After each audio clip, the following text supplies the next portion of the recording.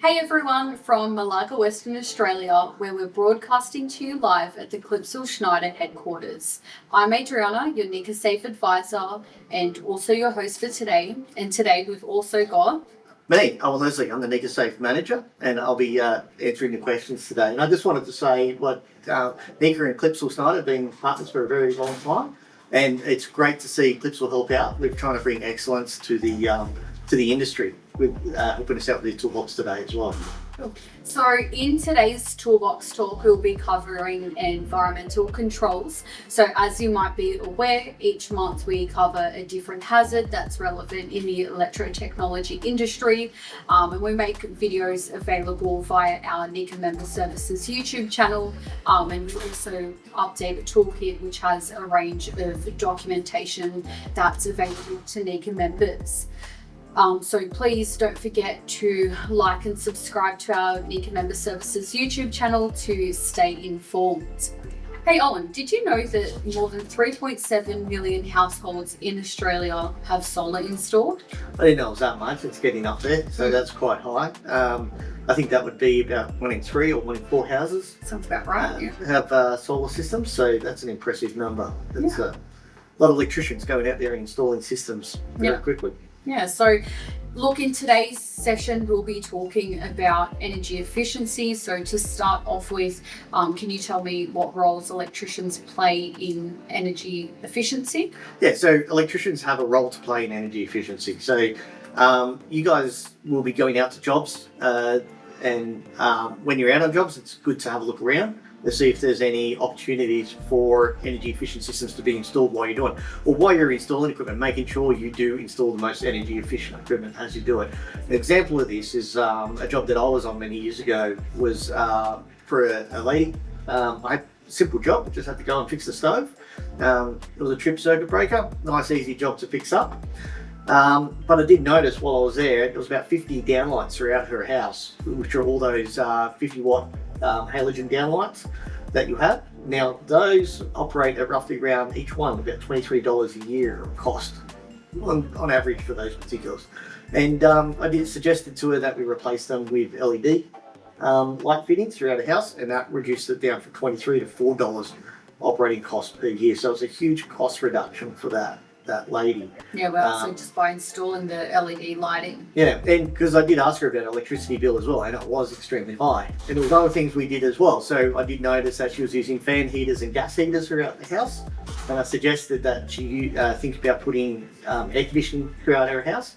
And that also, which she did end up going with as well. And that also had a big reduction in their electricity bill, because bang for buck, air conditioning systems are so much cheaper and much more efficient and much quicker at heating and cooling than any gas heater or fan heater or any other type of heating device you'll have in the home. So it's a really good energy saver that you can utilize, and it's just nice, simple suggestions that electrician can make to their customers in order to help them reduce their power bills. Now, you're not only reducing their power bills, but you're also reducing carbon footprint, which is kind of the name of the game when it comes to environmental controls.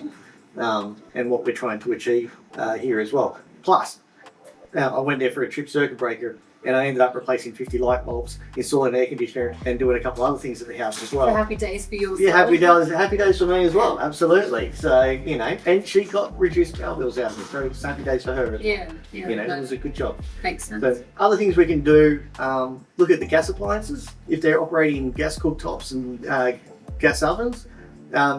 Look at replacing those, because electric ones are much more efficient again, and plus you're not burning gas straight there at the point as well, so reduce carbon outcomes with that as well. Hot water systems, so if you've got gas or electric or storage hot water systems, you may want to look at a heat pump, because a heat pump is so much more efficient than those other options as well. And with all these items too, there's generally like government rebates in different states. There's different rebates, but do your homework, find out what's available, and when you go to your customer, have a chat to them about what the best options there in regards to some of those rebates that you can take advantage of as well.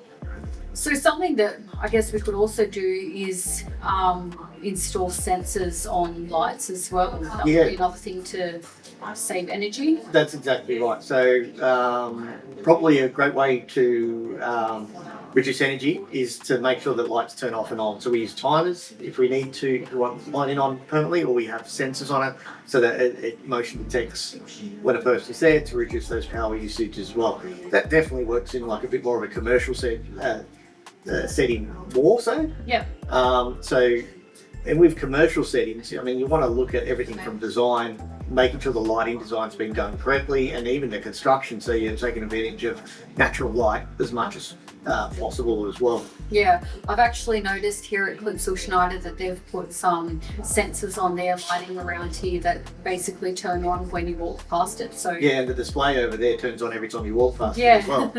Okay, so something that electricians could also look into is solar power and battery installations as well, right? Yeah, absolutely. As you mentioned before, was the 3.7 million houses have solar systems installed. So obviously a lot of people are deciding that this is the right option for them. It's going to definitely have an impact on your power bill. So depending on how the system's designed, you could see a return on your investment between 5 and 10 years. Yeah. So, if you're going to see a reduction in power bills in 5 years to 10 years, I think it's definitely worthwhile getting the right system on. So have a talk to your electrician, your solar installer, about getting the right system. And my suggestion is to any customer thinking about it, get your local electrician to get it. Steer clear of the big retailers. The local electrician can generally back up their quality installation, and they're not going to use fly-by-nighters to come and install the problem where you can't get any warranty issues with it as well. The other thing you want to do once you get your solar system installed is have a look at the appliances that you operate in your house. So for example, if you've got a pool pump, before you had the solar system, it's probably more economical to run it at night and off peak.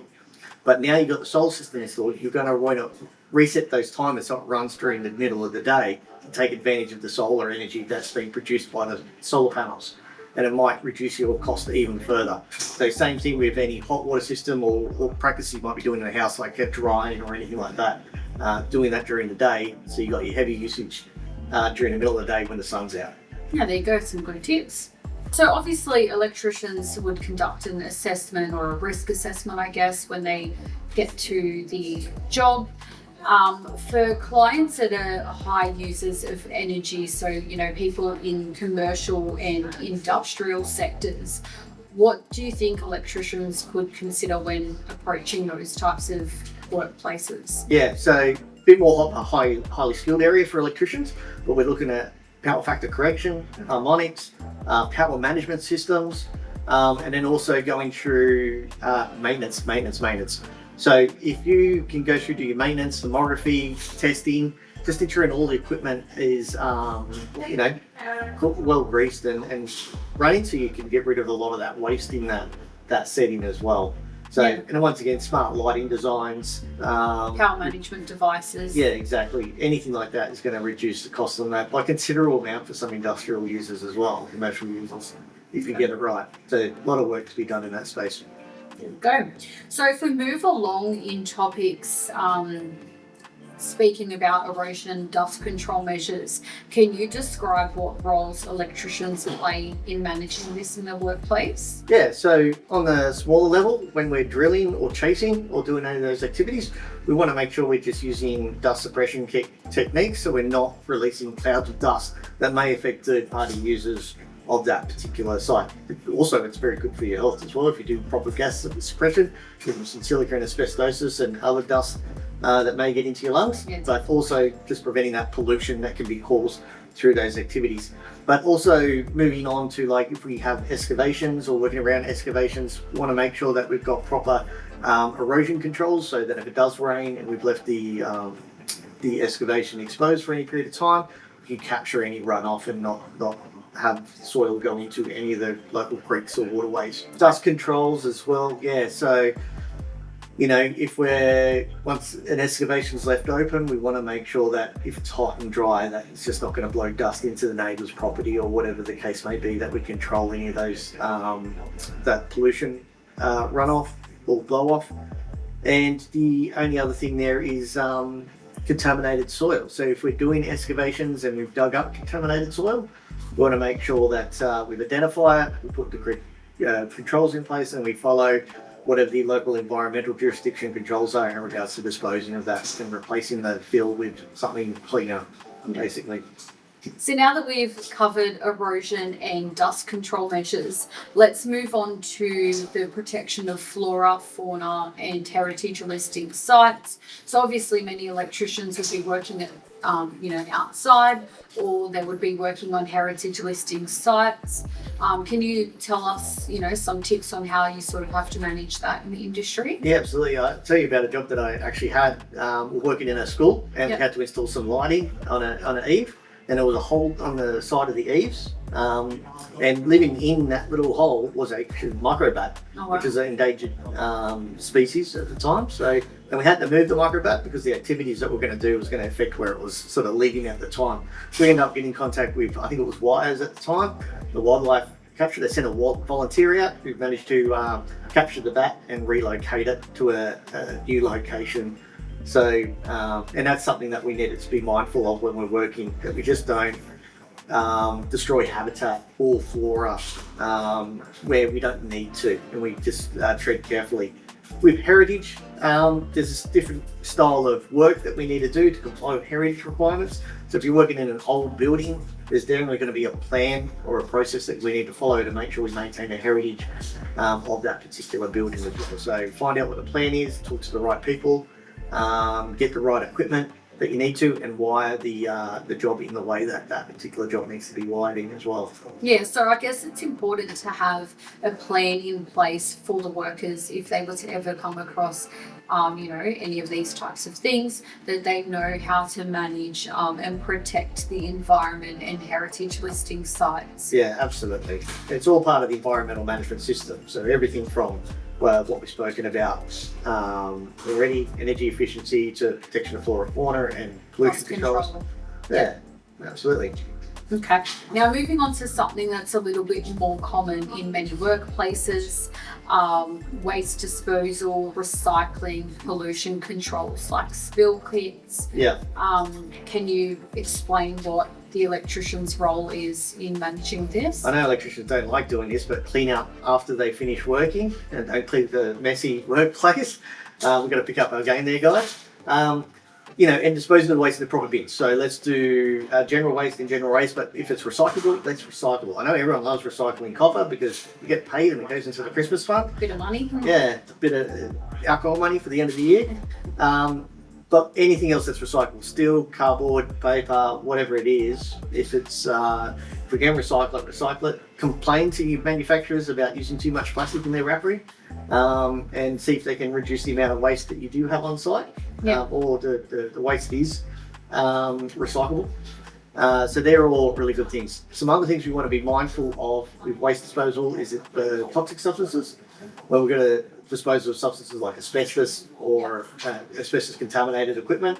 That we're doing that right. We're using the double bag technique with the right micron thickness, and then if we have to store it for a period of time, we're storing it in the right drums to keep that safe, and then it gets disposed at tips within the EPA guidelines as well.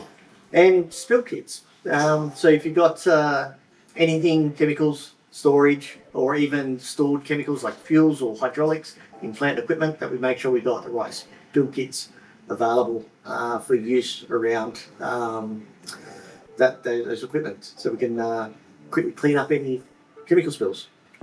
So, as we can see, electricians do play a crucial role in promoting an environmentally friendly practices within the industry. You've described many different ways of how electricians can promote an environmentally friendly workplace. So whether it's having your spill kits, it's really just having a plan in place of what to do. An environmental management plan. Yeah, know? exactly right. And environmental management plans aren't just sort of annoying things. You can actually make quite a fair bit of money. Yeah, definitely. If you implement it correctly and go about it the right way, it's a good way of doing business. That's for certain. Yeah, definitely. And I guess the clients would also appreciate if you did promote an environmentally friendly workplace as well. Yeah, and a lot of tenders that electricians go for are going to be required a good environmental management plan. Yeah, definitely. And if you guys need help with an environmental management plan, get in contact with us at NECASafe, and we're going to be able to help you out and put something together. Yeah, we've got some templates available that we could give out to some of our members. All right, well, thanks, Owen. So basically after today's session, you'll have access to many different forms. You'll get access to our Toolbox Talk templates. We'll have field-based checklists, updated swings that are all made available to NECA members via the member knowledge base. After this video, there will be a QR code that you can scan and record your attendance. They can also do a quiz as well to test their knowledge, see if they were actually listening to us in our session today. Thanks for listening, everyone. Again, here we're at Clipsal Schneider in Malaga. We just want to thank you for listening on behalf of NECA in Clipsal Schneider. Thank you very much. See ya.